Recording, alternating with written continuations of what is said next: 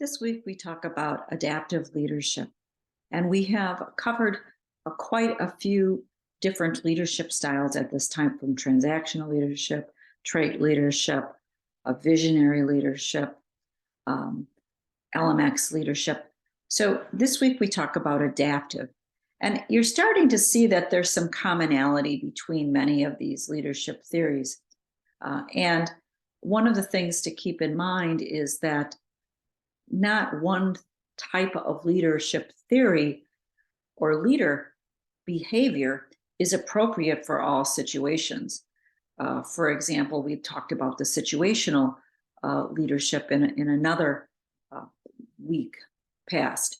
But this week we're talking about adaptive leadership, and this is one of the areas that I feel most comfortable in talking about, simply because adaptive leadership, I feel, is very closely related to IT when you're putting in new systems. So when we think about adaptive leadership, there's a couple of central themes that we want to keep in mind. Adaptive leadership is necessary when an organization needs some type of a change. So think about when you're putting in a new IT system. An IT system is going to require significant changes among the user.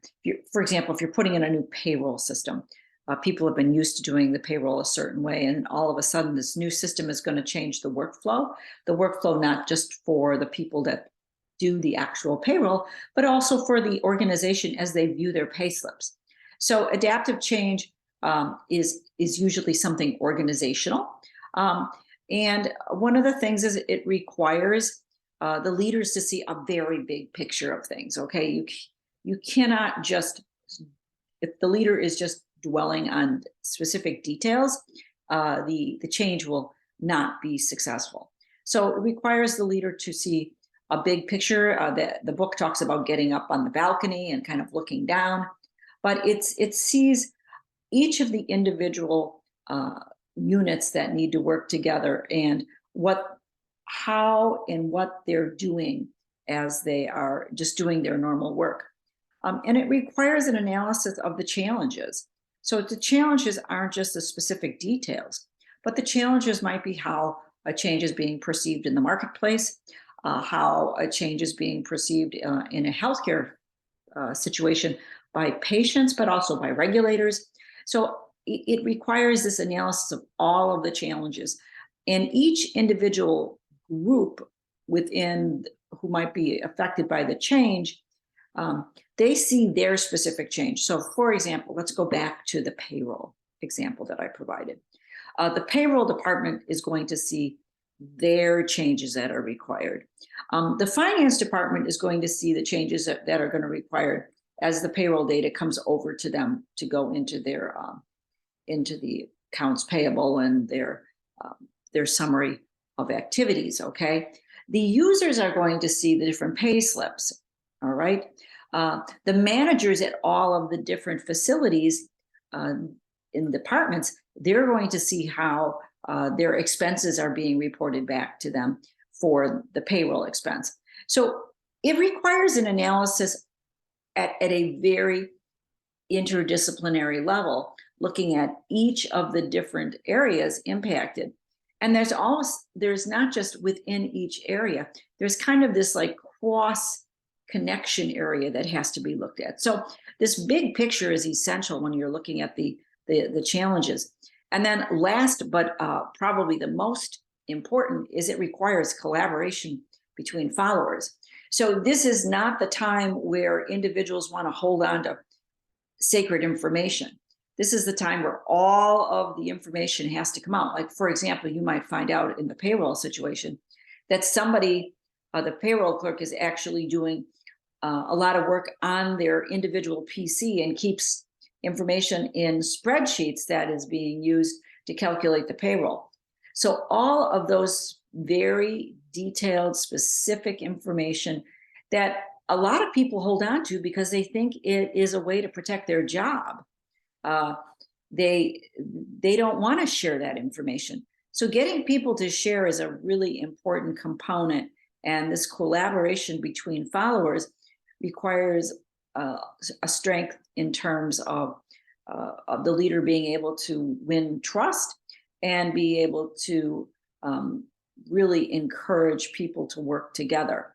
It requires a lot of diversity of thinking, and it requires the ability to promote this honesty and trust among the followers.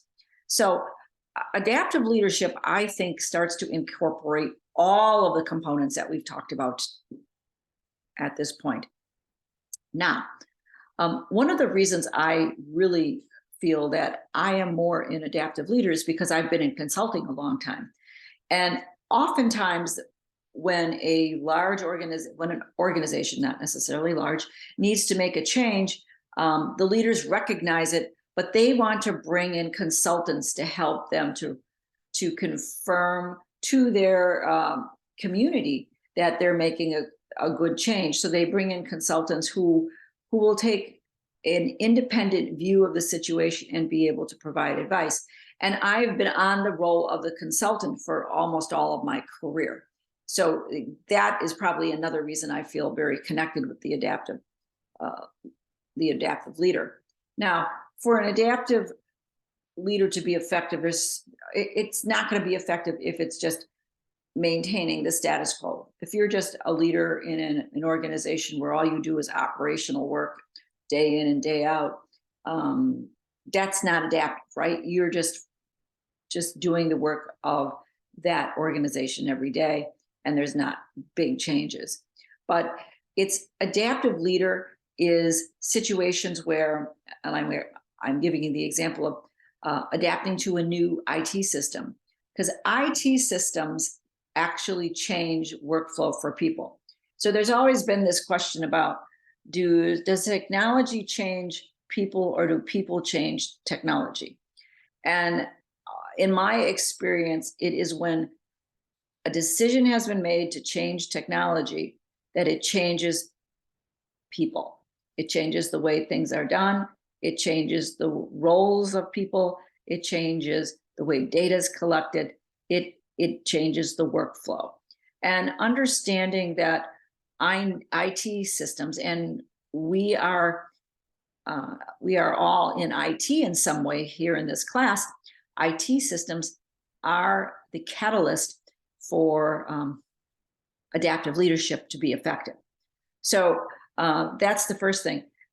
Adaptive leadership is most used when there's some big organizational change. So another change situation is you're reorganizing departments. Maybe you're eliminating a particular department. So for example, I can think of when I was at my hospital and I was the CIO, and one of the adaptive changes is that we were bringing the doctors into the hospital system. So independent doctors who had their own offices and had been independent, all of a sudden were becoming employees of the hospital. And so that required a very large organizational change in terms of how did we view their data? How did we view their patients?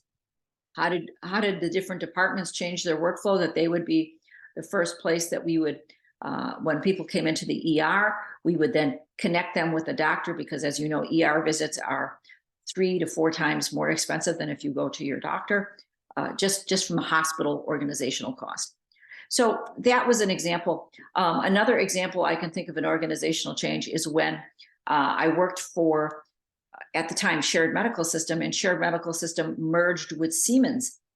They were not the same. Siemens bought Shared Medical Systems. And in this acquisition, there was a lot of departments that were merged and or eliminated because you didn't need all of that.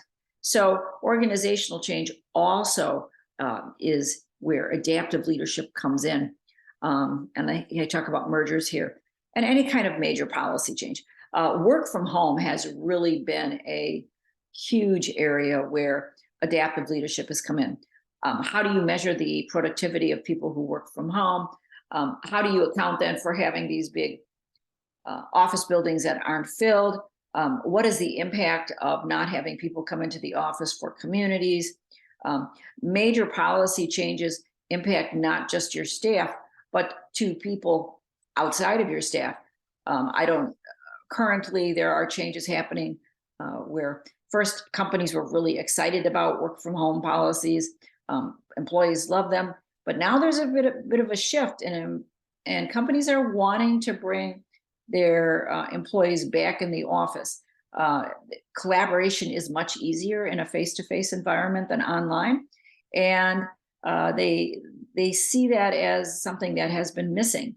So major policy changes require an adaptive leadership structure.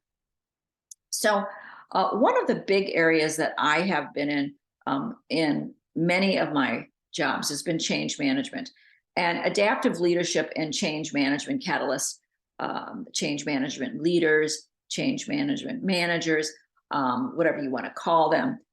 They go hand in hand. So most recently, I was the change management lead for Marymount when they were putting in their HR payroll system a couple of years ago with the Workday system. So the change management role is really to help identify what are the change processes that this new software is going to bring to the organization. So as a change management leader, I have to use adaptive leadership skills. I have to help the followers identify and document and communicate what they do. So actually, it starts out at a higher level. First, I have to have a very clear understanding of what the end goal is. So adaptive leaders need to have a picture, a vision of where are we going and what does that look like. And then we have to identify who are our stakeholders and how do we collaborate with them. And stakeholders, are at all levels of the organization, from your board of directors all the way down to the clerk who maybe handles the expense sheets that come in from employees. So understanding who all those stakeholders are and then understanding what they do is critical to the success of the desired future state. So I talk about here, document the current state of what's being done now. And you might be surprised how people don't really understand in an organization what they're actually doing. They might sit next to Mary Jo, but they have no idea that Mary Jo is actually manually calculating a particular field for a tax, for the DC city tax, and then manually adding it to a person's pay. So understanding what the current state is not for the weak of heart, because people hold on to that information because it gives them power. There's a whole dynamics of people management that goes on with change management and adaptive leadership. So being able to make people comfortable and helping them understand that even if this manual task goes away of your job is actually going to have bigger and better, more fulfilling type of responsibilities that you're going to move to. But there's a level of trust that's got to be built. So, understanding what the current state is and then being able to explain what the future state is going to look like is critical, because in that gap between current state and future state, those are the change processes that have to be identified. Those are the things that we know we're going to have to change, how we do things, how we collect things, what our roles are, etc. So identifying and communicating. And then the last component of change management, which is essential for any successful project and is definitely representative of adaptive leadership, is to be able to communicate those changes, collaborate with those followers, but most importantly, celebrate the successes. So in this whole process of communicate, collaborate, and celebrate, there is a community that builds. And an adaptive leader that is very effective creates this cohesive community where people recognize their roles and they want to contribute to improve and enhance. So I hope that this has been helpful in terms of putting some context around adaptive leadership. And I look forward to the discussions. Thank you very much.